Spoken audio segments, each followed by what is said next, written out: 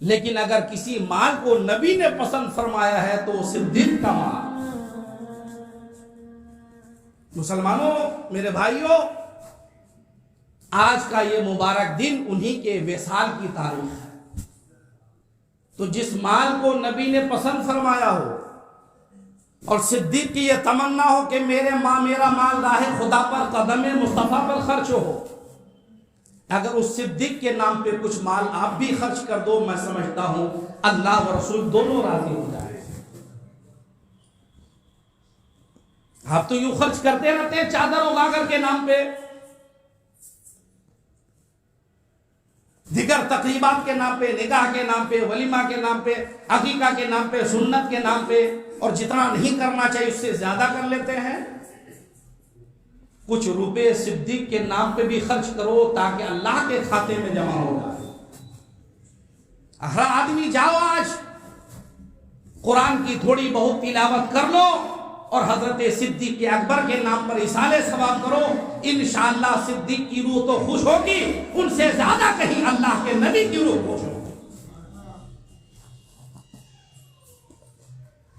اب جو چند بنیادی باتیں میں بتا رہا ہوں، عقیدے کی اس کو گانٹھ باندھ لو، اسی عقیدے پہ رہو۔ جو اس عقیدے پہ مرے گا وہی مصطفیٰ کا غلام ہوگا۔ جو اس عقیدے کے خلاف جائے گا، ہزار دعویٰ کرے، کوئی فائدہ نہیں، وہ جہنمی کتا ہو کر مرے گا۔ حضرت صدیق اکبر شان عظمت، یوں تو انبیاء و مرسلین ملائکہ کے بعد پوری کائنات میں سب سے افضل رتبہ خلفائے راشدین کا، حضرت صدیق اکبر، حضرت عمر بن خطاب، حضرت عثمان غنی، حضرت مولا علی کرم اللہ تعالی وجہ الکریم، ساری امت میں ان خلفائے راشدین کا مرتبہ سب سے افضل و اعلیٰ ہے۔ اور پھر اس میں ترتیب یہ ہے کہ سب سے افضل و اعلیٰ حضرت صدیق اکبر، پھر حضرت عمر بن خطاب، پھر حضرت عثمان غنی، پھر حضرت مولا علی کرم اللہ تعالی وجہ الکریم۔ اس پر تمام صحابہ کا اجماع ہے، قرآن و حدیث کی دلیلیں موجود ہیں، اور خود مولا کائنات شیر خدا نے تقریباً نصف درجن سے زیادہ حدیثیں اس باب میں روایت فرمائی۔ قبل اس کے کہ ہو سکتا ہے یہ حدیث ذہن سے نکل جائے، پہلے حدیث پاک ایک سنا دیتا ہوں اس ترتیب پر۔ اجماع ہے، اس ترتیب پر اجماع صحابہ ہے، قرآن و حدیث سے دلیل موجود۔ اس کے خلاف جو ہوگا گمراہ ہوگا، بدعتی ہوگا، جہنم میں جائے گا۔ بخاری شریف کی حدیث پاک، مسلم شریف کے اندر بھی یہ حدیث موجود ہے۔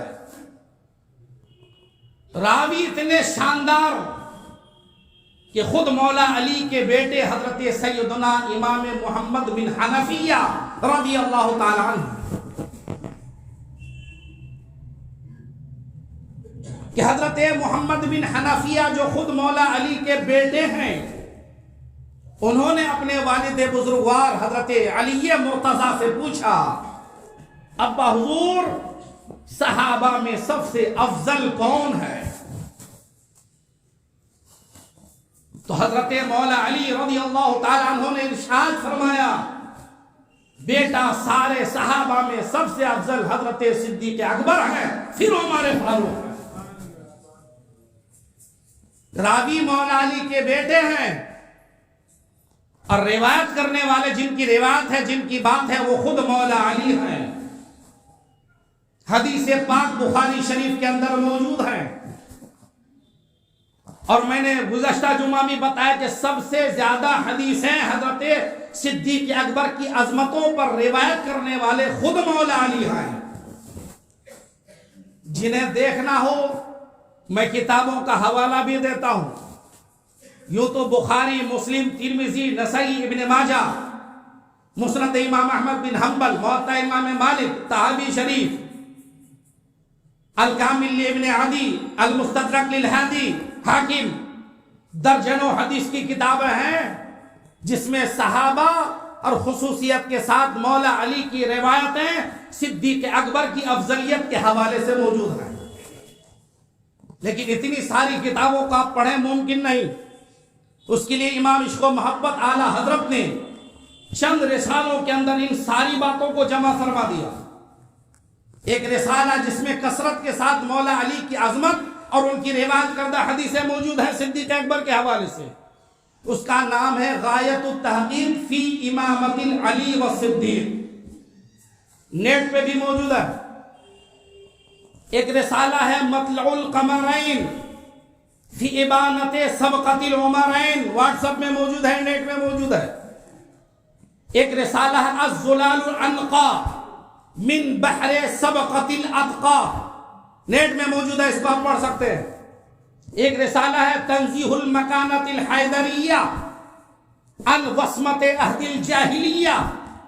یہ چار وہ کتابیں ہیں جس کے اندر ایک دو نہیں ہزاروں کی تعداد میں دلائل و براہین اس بات پر موجود ہے کہ من جملہ خلفائے راشدین سب سے افضل و اعلیٰ ہیں، اور ان میں سب سے افضل و اعلیٰ حضرت صدیق اکبر رضی اللہ تعالی عنہ ہے.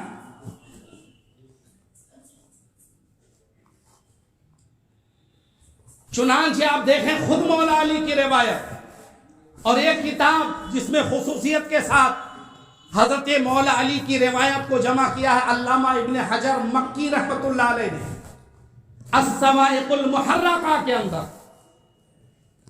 اس لیے یوٹیوب میں جا کر الٹے سیدھے لوگوں کے بیانات کو دیکھ کر متاثر نہ ہو. تصویر کا ایک رخ دیکھ کر کچھ فیصلہ نہیں ہو سکتا ہے. جب تصویر کا دونوں رخ آپ کے سامنے ہوگا تب فیصلہ ہو سکتا ہے. یہ مفتی رفیق الاسلام رضوی مصباحی بیگم مسجد مٹیا برج سے پورے وثوق کے ساتھ، یقین کے ساتھ، چیلنج کے ساتھ، دلائل و براہین کے ساتھ آپ کے سامنے باندھے رکھ رہا ہے. اگر اس کے خلاف کسی کا عقیدہ ہے یا ثابت کرنا چاہتا ہے تو یہ بیگم مسجد کا دروازہ اس کے لیے ہمیشہ کھلا ہے. قرآن و حدیث لے کر آئے، کتابیں لے کر آئے اور مجھ سے مقابلہ کرے، بات کر اس ٹاپک پر. انشاءاللہ دودھ کا دودھ اور پانی کا پانی ہو کر رہے گا. اس لیے آج سوشل میڈیا میں جا کر ادھر ادھر الٹے سیدھے بیانات سن کر جو ہمارے جوان دوسروں کے عقیدہ کو اپناتے ہیں، مت اپناؤ. ایک شیعہ مصنف ہے، اس کی بات سنو، حالانکہ وہ شیعہ ہے. جب اس سے پوچھا گیا کہ بھائی آپ خلافت کے حوالے سے، افضلیت کے حوالے سے کیا عقیدہ رکھتے ہیں، تو اس نے کہا اگرچہ میں شیعہ ہوں مگر مجھے اس بات سے حیا آتی ہے کہ علی کو بھی مانوں اور علی کی بات بھی نہ مانوں. تو کہنے لگا کہ میرا عقیدہ یہ ہے کہ تمام صحابہ میں صدیق اکبر سب سے افضل و اعلیٰ ہیں، کیونکہ یہ بات کسی اور نے نہیں خود مولا علی نے کہی. تو مجھے شرم آتی ہے کہ مولا علی کے ماننے کا دعویٰ بھی کروں اور ان کی بات بھی نہ مانوں. اس لیے میں مولا علی کا وفادار ہوں. میرا عقیدہ وہی ہے جو مولا علی کا عقیدہ ہے کہ تمام صحابہ میں صدیق اکبر سب سے افضل و اعلیٰ ہے. اگر دل میں کچھ بھی ایمان کا ذرہ باقی ہے، قطرہ باقی ہے، تو یہ بات تمہارے لیے کافی ہے. بخاری شریف کی حدیث، بہت ساری حدیثیں ہیں. بخاری شریف کی حدیث پاک مولا علی شیر خدا مشکل کشا فرماتے ہیں.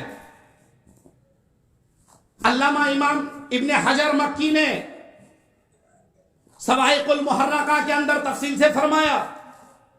مولا علی فرماتے ہیں کہ حضور کا اچانک انتقال نہیں ہوا، حضور کو کسی نے قتل نہیں کیا. نبی کریم صلی اللہ علیہ وسلم کافی دن بستر مرض میں رہے، ہم سب کا آنا جانا رہا. جب میرے آقا نماز پڑھانے کے لائق نہ رہے، میں علی فرماتے مولا علی کہ میں حضور کی بارگاہ میں بیٹھا رہتا تھا. مؤذن آتا نماز کی اطلاع دیتا تو میرے آقا فرماتے صدیق کو کہو، صدیق کو کہو وہ نماز پڑھائے. علی فرماتے ہیں کہ میں غائب نہیں رہتا تھا، میں موجود رہتا تھا، میں آقا کی بارگاہ میں موجود رہتا تھا۔ مؤذن آتا، نماز کی اطلاع دیتا، آقا فرماتے صدیق سے کہو نماز پڑھائے۔ حضرت علی فرماتے ہیں کہ اگر میں غائب رہتا تو کوئی بات ہے، میں وہاں موجود رہتا تھا اور میری موجودگی میں میرے آقا امام صدیق اکبر کو بناتے تھے۔ آقا کی زندگی میں، آقا کی موجودگی میں، آقا کے حکم سے نماز پڑھانے والے صحابہ میں صرف صدیق اکبر ہے اور کوئی صحابی نہیں۔ اب بخاری شریف کی حدیث پاک سن لیں علی کے اس قول کے بعد کہ آقا کا جب پہلا وقت ایسا آیا کہ اب آقا مسجد نبوی یعنی مصلی امامت میں نہیں جانے والے، تو آقا نے ام المومنین عائشہ صدیقہ سے فرمایا ابو بکر سے کہو کہ وہ نماز پڑھائے۔ صحابہ موجود ہیں مگر ابو بکر موجود نہیں ہیں، علی موجود ہے، عمر موجود ہے، دیگر صحابہ موجود ہیں۔ اگر امامت کرنا نبی کے سامنے آسان کام ہوتا یا اس کی کوئی حقیقت نہ ہوتی تو عمر کو دیتے تو عمر جا کے پڑھا دو، علی جا کے پڑھا دو، بلال جا کے پڑھا دو، عبداللہ جا کے پڑھا دو، مگر آج نبی ایسا کر نہیں رہے۔ صدیق حاضر نہیں ہے، فرماتے بلا کے لاؤ، ان سے کہو نماز پڑھائے۔ کیا بات ہے، کیا بات ہے! علی موجود ہے، کیوں نہیں پڑھنے کے لیے، پڑھانے کے لیے بولا؟ عمر موجود ہے، آقا نہیں بول رہے ہیں، دیگر صحابہ موجود، آقا نہیں بول رہے ہیں۔ فرماتے عمر کو، صدیق کو بلا کے لاؤ، وہ پڑھائے۔ حضرت عائشہ عرض کرنے لگی حضور صدیق کی محبت آپ سے ڈھکی چھپی نہیں ہے، اگر آپ مصلی پہ نہ رہے اور صدیق اس مصلی پہ کھڑا ہوگا ان سے نماز پڑھایا نہیں جائے گا۔ یہ عائشہ حضرت صدیق کی محبت نبی سے بیان کر رہی ہے، اور نبی کیا فرماتے ہیں؟ عائشہ ضد مت کرو، جیسا کہتا ہوں ویسا کرو، صدیق کو بلاؤ۔ عالم غیب مصطفیٰ جان رہے ہیں بات کچھ اور ہے یہاں۔ منع کرنے کے بعد بھی نبی فرماتے ہیں صدیق ہی کو بلاؤ۔ صدیق کو بلایا گیا، آقا نے فرمایا تم میرے مصلی پہ نماز پڑھو۔ بخاری شریف کی حدیث پاک ہے، صحیح حدیث ہے، کسی طرح کوئی ڈاؤٹ نہیں ہے، سند بھی صحیح ہے۔ سارے صحابہ کے درمیان میرے آقا نے فرمایا ایک دو صحابہ نہیں، سینکڑوں صحابہ کی موجودگی میں ہو رہا۔ اس حدیث پاک کے جتنے شارحین ہیں، علامہ ابن حجر اسقلانی ہو، علامہ بدر الدین عینی ہو، شیخ عبدالحق محدث دہلوی ہو، ان سب نے کہا کہ یہاں جو آقا نے صدیق کی امامت پر ضد فرمائی وہ عام امامت نہیں تھی، میرے آقا اپنی زندگی میں نماز کی امامت دے کر اپنے بعد پہلا اسلام کا امام بنانے والے تھے۔ چنانچہ جب علی سے پوچھا گیا، شیر خدا سے خلافت کے معاملے میں گفت و شنید ہوئی، تو بات سنو مولا علی کی، علم بھی تو اللہ نے ولا غفر، وہ باب العلم ہے، ان سے زیادہ علم باریکیوں کو کون سمجھ سکتا ہے؟ مولا علی نے فرمایا لوگوں، جس مصطفیٰ نے صدیق کو اپنی زندگی میں ہمارے دین کے لیے متعین فرما لیا، جب نبی نے صدیق کو اپنی حیات میں مصلی امامت کے لیے، نماز کے لیے متعین فرما لیا، تو دین سے دنیا کا معاملہ بڑھ کر نہیں ہے۔ جب نبی نے صدیق کو دین کے لیے امام بنا لیا تو ہم اپنی دنیا کے لیے صدیق کو امام بنا لیتے ہیں۔ چنانچہ صدیق اکبر کے پہلا خلیفہ ہونے پر دیگر صحابہ نے جہاں تصدیق کی، وہاں مولا علی نے دلائل و براہین کے ساتھ تصدیق فرمائی۔ درجنوں حدیث ہیں، اس پر بھی پیش کر سکتا۔ تو ان حدیثوں سے کیا پتا چلا کہ حضرت سیدنا صدیق اکبر رضی اللہ تعالیٰ عنہ تمام صحابہ میں سب سے افضل و اعلیٰ ہیں، اور یہ ہر صحابی کا عقیدہ ہے، یہ ہر صحابی کا عقیدہ ہے۔ اب آپ سنیں حدیث پاک، حضرت مولا علی شیر خدا مشکل کشا کے حوالے سے حضرت علقمہ رضی اللہ تعالیٰ عنہ اس حدیث پاک کے راوی ہے. علامہ ابن حجر مکی نے الصواعق المحرقہ کے اندر لکھا کہ مولا علی نے جو یہ بات ارشاد فرمائی، یہ روایت کی، اس روایت کو روایت کرنے والے مولا علی سے 80 صحابہ کرام اور تابعین اعظام. کتنے؟ 80 صحابہ اور تابعین ہیں. یعنی تواتراً مولا علی سے یہ بات ثابت ہے کہ حضرت مولا علی اپنے دور خلافت میں ہے، وہ امیر المومنین ہے، تخت خلافت میں ہیں، جامع مسجد کے منبر پہ بیٹھتے ہیں.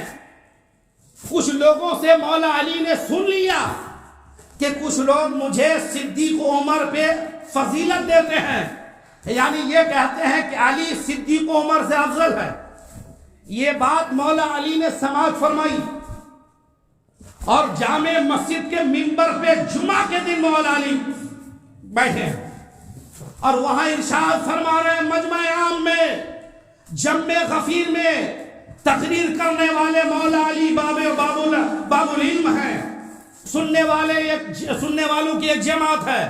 اپنے دور خلافت میں یہاں کسی کا کوئی دباؤ نہیں ہے کیونکہ خود مولا علی خلیفہ ہیں. لوگوں سے سن لیا کہ کچھ لوگ کہتے ہیں کہ علی صدیق عمر سے افضل ہے. اب علی کے الفاظ سنیں. اے لوگوں، میرے کانوں تک یہ بات پہنچی کہ کچھ لوگ مجھے صدیق عمر سے افضل کہتے ہیں. اگر میں پہلے ہی سے اس پر کوئی قانون نافذ کر دیا ہوتا تب تو میں ضرور آج ان کو سزا دیتا، لیکن پہلے میں نے قانون نافذ نہیں کیا تو آج سے میں یہ سنا رہا ہوں، آج سے یہ قانون نافذ کر رہا ہوں کہ اگر میں نے کسی سے سنا کہ مجھے کسی نے صدیق عمر سے افضل کہا تو میں اس پر مفتری، افترا کرنے والے، الزام لگانے والے کی جو حد اور سزا ہوتی ہے 80 کوڑے، مولا علی فرماتے ہیں میں اس پر یہ حد نافذ کروں گا اور اسے 80 کوڑے لگاؤں گا اس بات پر کہ اس نے مجھے صدیق عمر سے افضل کیوں کہا. اس سے اگر کوئی بڑی بات ہو سکتی ہے تو بتا دیں مجھے. اور یہ وہ بات ہے، یہ وہ روایت ہے مولا علی کی کہ 80 صحابہ کرام اور تابعین اعظام نے روایت کیا ہے. تواتر سے مولا علی سے ثابت ہے. تاریخ کے اندر کسی کے اندر یہ جرأت و ہمت نہیں کہ اس روایت کو جھٹلا دو. تو اندازہ کرو مسلمانوں، مولا علی کا کیا عقیدہ ہے اور اس زمانے کے جھوٹے اور ڈھونگی لوگوں نے کیا عقیدہ بنا رکھا. تو اب مجھے بتاؤ، علی کو مانا بھی جائے اور ان کی مخالفت بھی کی جائے، یہ منافقت نہیں تو کیا ہے؟ منافقت ہے، یہ محبت یہ ہے کہ علی نے جیسا کہا اسی کے مطابق عمل کیا جائے. یہ علی سے محبت کی دلیل ہے، یہ اصل میں حب علی ہے. ورنہ حب علی کے نام پر، محبت علی کے نام پر یہ ڈھونگ رچنے والے، ان کو بے پردہ کرنا ضروری ہے، ورنہ ہمارا سماج کھوکھلا ہو جائے گا. اللہ بھی اس بات سے راضی نہیں، رسول اللہ بھی اس بات سے راضی نہیں کہ صدیق سے افضل کسی کو کہا جائے. جب نبی سے کسی نے پوچھا حضور خلیفہ بنا دیجئے تو اللہ کے نبی ارشاد فرماتے ہیں مجھے معلوم ہے کہ نہ اللہ کو پسند ہے، نہ مجھے پسند ہے، نہ مسلمانوں کو یہ بات پسند ہے کہ صدیق کے علاوہ کسی کو امام بنایا جائے. اندازہ کریں کس غفلت میں ہیں لوگ، کس گمراہی میں بھٹک رہے ہیں لوگ. ڈھونگیوں کی باتیں سن کر، بناوٹ کی باتیں سن کر، گڑھنے والوں کی باتیں سن کر. یہ 3 جمعہ سے میں نے حقیقت حال قرآن و حدیث کی روشنی میں آپ کے سامنے رکھا. مجھے امید ہے انشاءاللہ اگر صحابہ سے، اہل بیت سے محبت کا ایک ذرہ بھی آپ کے دل میں موجود ہے تو انشاءاللہ آپ کا ایمان نکھر جائے گا، ایمان تازہ ہو جائے گا اور اپنا عقیدہ ٹھیک کر لو گے. آپ اپنی نسلوں کو بھی اس عقیدے پر چلنے کی بات کرو گے. اب بات سنیں، آپ جو چند باتیں میں کہہ رہا ہوں کہ تمام صحابہ میں سب سے افضل صدیق اکبر، پھر عمر فاروق، پھر عثمان غنی، پھر مولا علی.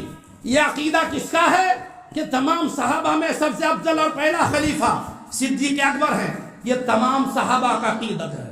یہ حضرت مولا علی کا عقیدہ ہے، یہ حضرت حضرت امام حسن مجتبی کا عقیدہ ہے، یہ حضرت امام حسین کا عقیدہ ہے، یہ حضرت امام زین العابدین کا عقیدہ ہے، یہ حضرت امام باقر کا عقیدہ ہے، یہ حضرت امام جعفر کا عقیدہ ہے، یہ حضرت موسیٰ کاظم کا عقیدہ ہے، یہ حضرت امام حسن عسکری کا عقیدہ ہے، یہ حضرت امام نقی کا عقیدہ ہے، یہ حضرت امام تقی کا عقیدہ ہے، یہ حضرت امام اعظم کا عقیدہ ہے، امام احمد بن حنبل کا عقیدہ ہے، امام مالک کا عقیدہ ہے، امام شافعی کا عقیدہ ہے، یہ غوث اعظم کا عقیدہ ہے، جنید بغدادی کا عقیدہ ہے، معروف اقرحی کا عقیدہ ہے، سینی صدیق کا عقیدہ ہے، بایزید بستامی کا عقیدہ ہے، یہ غریب نواز کا عقیدہ ہے، قطب الدین بختیار کاکی کا عقیدہ ہے، نظام الدین اولیاء کا عقیدہ ہے، نظام الدین اولیاء کا عقیدہ ہے، صابر کلیری کا عقیدہ ہے، حاجی سراج اہل ہند کا عقیدہ ہے، مخدوم علی الحق منڈوی کا عقیدہ ہے، مخدوم اشرف جہانگیر سمنانی کا عقیدہ ہے، اعلیٰ حضرت اشرفی میاں کا عقیدہ ہے، محدث اعظم ہند کا چھچھوی کا عقیدہ ہے، شیخ الاسلام